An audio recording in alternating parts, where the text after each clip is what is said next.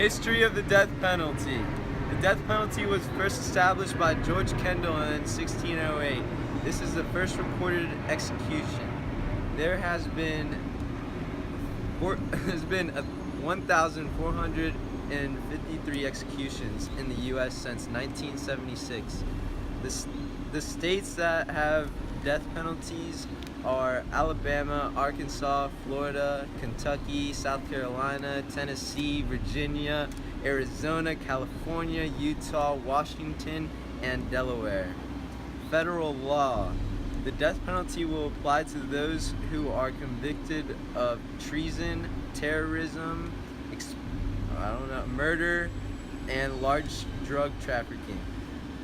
In most cases, a judge will decide if the accused person will receive the death penalty, but in some states, a jury will decide.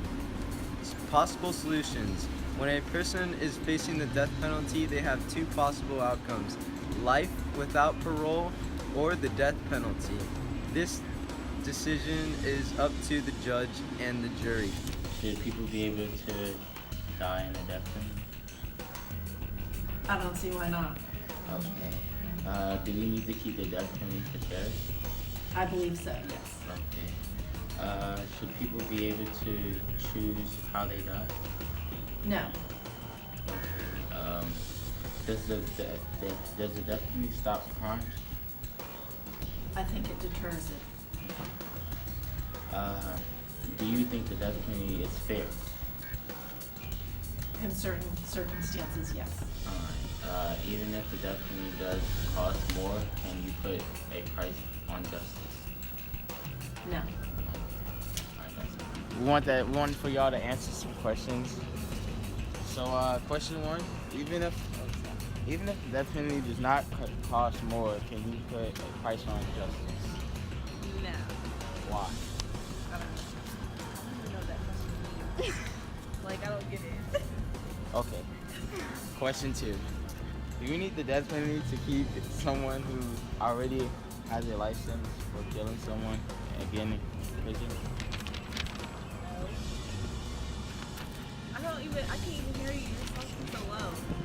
Do we need the death penalty to keep someone who already has a life sentence for killing again in prison?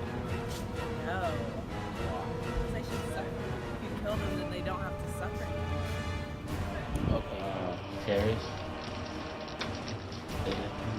Do we need a death penalty for terrorists? Yes. Well, if you're going to be able to prosecute them appropriately, good luck with that, because typically when a terrorist commits an infraction, it's usually a suicide. So I don't think... I mean, some of them may live through it, but... Alright, does the death penalty stop crimes? Does the death penalty stop crimes? No, I don't think so. Okay, Hi, Ben. do you think the death penalty is fair? I'm not a big fan for an eye for an eye, and I think it could be a detriment for some people. What I don't think is fair is that our judicial system clearly is flawed when you have someone like George Zimmerman who walks away from murdering someone, and then when you have a situation where I'm trying to think of something that's so egregious, where like just for something far worse than taking of a life, but because of varying laws, varying states, varying dynamics, it's just not fair and just across the board. If it was, then I would say absolutely it works, but it's a flawed system. Let's see.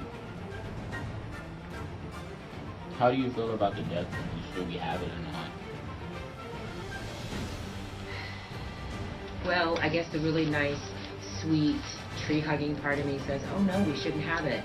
But then when I hear of such horrific crimes, like people who walk into schools and shoot innocent children and people who can't even arm and protect themselves, then of course you feel that the death penalty definitely needs to be in place for people like that.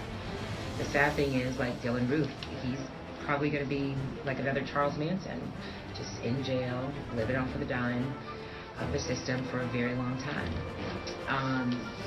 If we're going to have it, it probably, and especially for something like that where we know somebody is guilty, it should be quick and immediate, send a message. But what kind of message are we sending when people get shot in the back for not paying their child support, and then he can walk into a church and kill 9 people and be extradited to his home state safely? The system definitely needs fixing. But it's flawed because it's run by men, and men are flawed. So that's a problem. So. That's it.